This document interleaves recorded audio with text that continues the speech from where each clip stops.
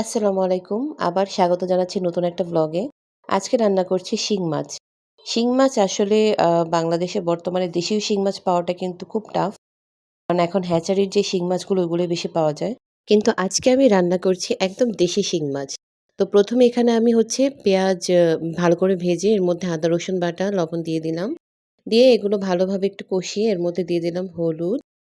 Basic যে মসলা আমাদের বাসায় থাকে।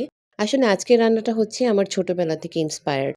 কারণ হচ্ছে ছোটবেলায় সবসময় দেখতাম যে আম্মু বিশেষ করে টমেটো আর আলু বড়, বড় করে কেটে দিয়ে শিং মাছ দিয়ে একটা ঝোল রান্না করত।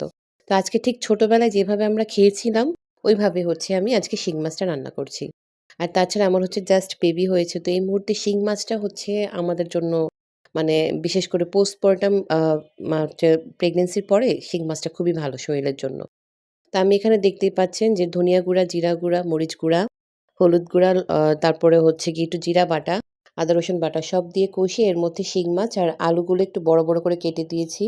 টমেটো এখানে বড় সাইজ করে কেটে দিয়েছি। দিয়ে এগুলো হচ্ছে একটু ভালোভাবে ৫ থেকে ৬ মিনিট কষিয়ে এর মধ্যে আমি গরম পানি দিয়ে দিলাম। আমি যেহেতু ঝোল, ঝোল রাখবো তাই পানির পরিমাণটা এখানে একটু বেশি দিয়েছি। লাস্টে হচ্ছে কাঁচামরিচ আর ধনেপাতা কুচি দিয়ে নামিয়ে ফেলবো এই মজাদার শিং মাছের ঝোলটা। তো কার, কার কাছে এই শিং মাছটা এইভাবে ঝোল, ঝোল খেতে ভালো লাগে তারা কিন্তু অবশ্যই কমেন্ট করে জানাবেন।